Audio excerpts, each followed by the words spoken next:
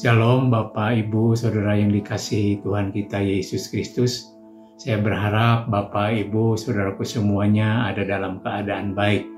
Sebagai orang percaya, tujuan hidup kita bukan hanya supaya bisa masuk surga, tetapi saat kita masih hidup di muka bumi ini, kita harus menjadi terang buat banyak orang di sekitar kita. Tuhan Yesus sendiri pernah berkata dan menyatakan, "Kamu adalah terang dunia, dan kota yang terletak di atas gunung tidak mungkin tersembunyi." Artinya, orang percaya adalah terang yang nampak kepada semua orang. Ibarat terang dalam kegelapan yang dapat dilihat karena memancarkan cahaya. Bila cara hidup kita benar dan baik, maka cara hidup kita akan menjadi teladan yang baik dan dapat dilihat oleh semua orang. Jadi apa yang Tuhan Yesus nyatakan buat orang percaya, kita perlu menggenapinya. Kalau kita bertekad untuk menjadi terang dan berdampak buat orang di sekeliling kita, maka orang percaya harus tampil beda. Untuk itu saya akan membacakan Efesus pasal yang keempat, ayat 21 sampai dengan ayat 22 berbunyi demikian. Karena kamu telah mendengar tentang Dia dan menerima pengajaran di dalam Dia, menurut kebenaran yang nyata dalam Yesus, yaitu bahwa kamu berhubung dengan kehidupan kamu yang dahulu, harus menanggalkan manusia lama yang menemui kebinasaannya oleh nafsunya yang menyesatkan.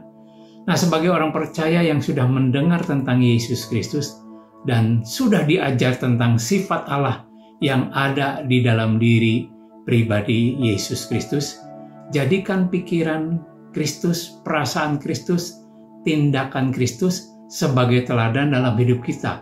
Dengan demikian, sifat lama yang ada pada orang percaya yang semula jahat, penuh dengan hawa nafsu, yang membinasakan, akhirnya harus dibuang, harus ditanggalkan.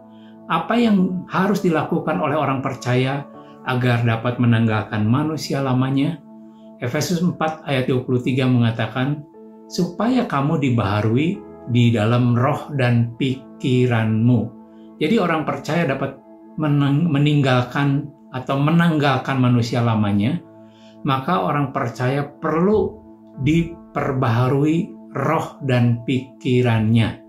Memperbaharui roh dan pikiran adalah satu paket. Artinya harus dilakukan bersama-sama, harus dilakukan kedua-duanya. Ketika kita mengundang Roh Kudus masuk dalam diri pribadi kita, maka kita sudah lahir baru secara roh.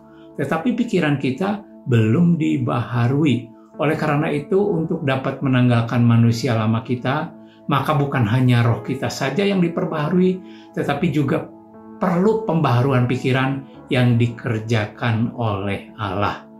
Jadi, memperbaharui roh adalah mempersilahkan Roh Kudus bekerja dalam hidup kita, sehingga kita menjalani hidup tidak lagi sama dengan orang yang belum percaya. Artinya, kita punya cara hidup yang berbeda. Kalau dahulu tidak mengenal Allah, punya hati yang keras dan tidak mau berubah, tetapi sekarang punya hati yang lembut, mudah dibentuk oleh Allah. Sedangkan memperbaharui pikiran artinya menyelaraskan pikiran kita dengan pikiran Kristus.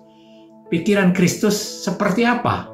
Pikiran Kristus adalah pikiran yang dinyatakan oleh Tuhan Yesus melalui perkataannya yang dimuat di dalam Alkitab. Dalam penerapan hidup ini, apa saja yang harus kita tanggalkan?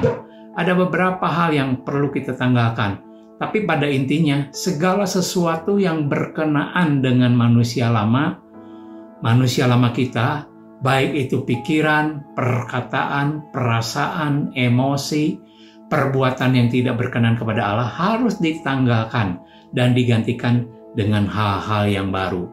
Contohnya, kalau dahulu kita berkata tidak benar, kata-kata sia-sia, kata-kata kotor, sekarang kita perlu berkata benar satu terhadap yang lain.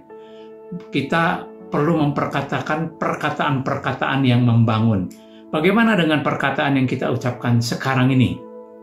Firman Tuhan mengatakan, hidup dan mati dikuasai oleh lidah, Barang siapa suka menggemakannya, ia akan memakan buahnya. Biarlah dari mulut kita keluar kata-kata yang membangun dan menjadi berkat buat banyak orang. Kemudian, kalau dahulu kita belum dapat menguasai diri, sekarang ketika kita mau menanggalkan manusia lama kita, maka kita harus dapat menguasai diri, termasuk ketika sedang dalam emosi. Saat kita marah, apakah kita berbuat dosa?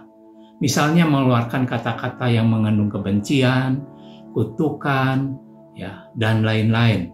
Kemudian juga kalau dahulu kita hidup sembarangan, sekarang kalau kita mau menanggalkan manusia lama kita harus hidup di dalam pertobatan, melakukan yang baik.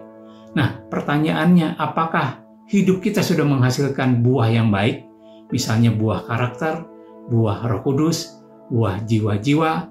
Dan saya percaya ketika kita mau menanggalkan manusia lama kita, kalau dahulu hidup kita serampangan, sekarang hidup kita tidak lagi mendukakan Roh Kudus. Dengan cara seperti apa? Kita harus membuang kepahitan, kita harus membuang amarah, kita harus menghindarkan pertengkaran, kita tidak boleh melakukan fitnah dan segala jenis kejahatan, harus bersikap ramah, punya hati yang mudah dibentuk, mau saling mengampuni seperti Allah telah mengampuni kita. Kita harus sadar bahwa tubuh kita adalah bait Roh Kudus. Berarti setiap apapun yang kita lakukan, semuanya disertai oleh Roh Kudus.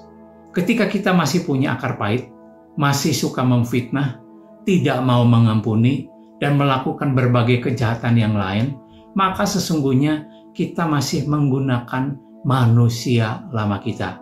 Artinya, kita masih mendukakan Roh Kudus. Mari kita koreksi hidup kita. Apakah kita sudah menanggalkan manusia lama kita ataukah belum?